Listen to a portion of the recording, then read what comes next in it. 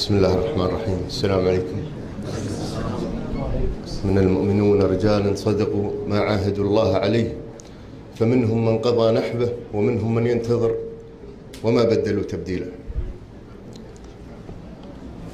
إخواني، الآن 3 سنوات إلا قليل، وهذه الثورة وهذا الحراك المبارك ماخذ نعم، ولكن في الفترة الأخيرة حسينا أن هناك في ركود. الشارع وين الشباب؟ ما نشوف أحد. صار نوع من الفتور، فيجب علينا نجدد ونخرج مرة ثانية باستراتيجية مختلفة وبطريقة أخرى. الشيخ موجود، الشيخ علي والجماعة في الجمعيات السياسية فهم حريصين ولديهم حقيقة القلق عليكم كلكم أهل البحرين، فالتآزرون معاهم كلكم المستغلين، وكل من يعمل اليوم في مضمار السياسة لا يقول هذا إلى جمعيات سياسية وهذا كذا وهذا حوار، ولا حد يزايد على الثاني، كلنا نمشي على نفس النهج ونستمر إلى أن تحقق المطالب.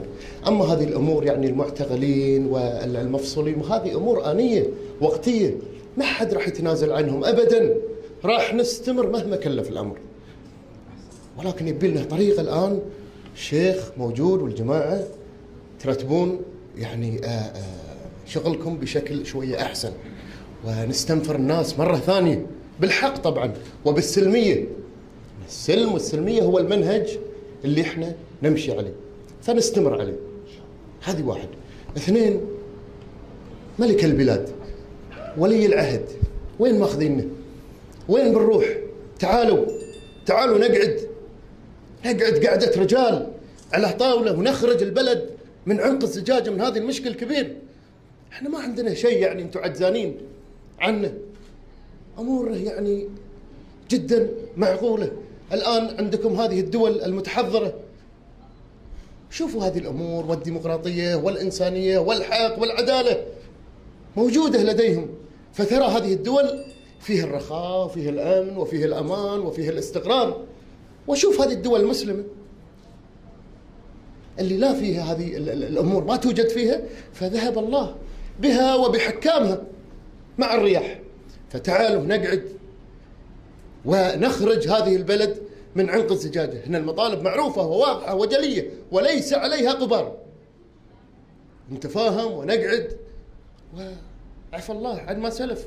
وأهم ما عندنا هنا دماء الشهداء، تسلموننا من أراق دمائهم بالباطل وتسلمونهم إلى العدالة إن كانت عادلة. هذه 1، هذه أهم شرط عندنا، ومن ثم ننطلق إلى الشروط اللي بعد هذه. والشروط معروفة. الشارع السني وينكم 3 سنوات إلا شيء؟ ليش بعيدين عنه؟ المطالب وحده، مستهجنين العمائم.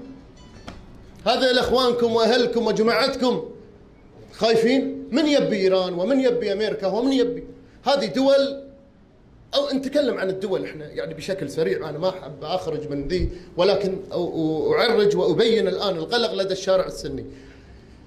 دول مركزية مثل إيران، مثل الجمهورية الإيرانية، مثل المملكة العربية السعودية، مثل مصر، مثل سوريا، مثل هذه دول مركزية احنا لا نريد أن تتضعضع ويجري فيها ما يجري اليوم.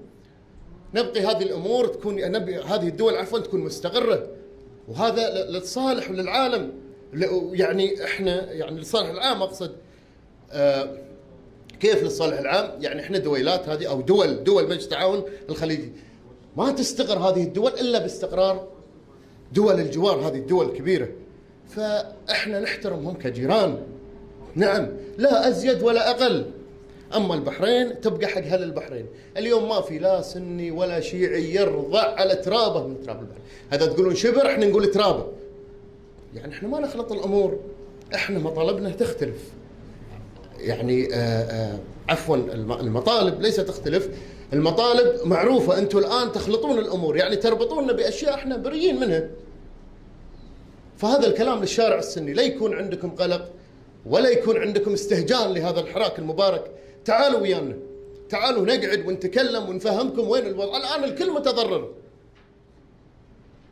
ملك البلاد ولي العهد تغرق الديرة كلها من أجل شخص أو شخصين أو ثلاثة أو من بني عمكم. تعالوا نخرج البلاد من هذا المأزق عفوا بشجاعة. فهذه يعني الرسالة اللي أحببت أن نوصلها للجميع يعني.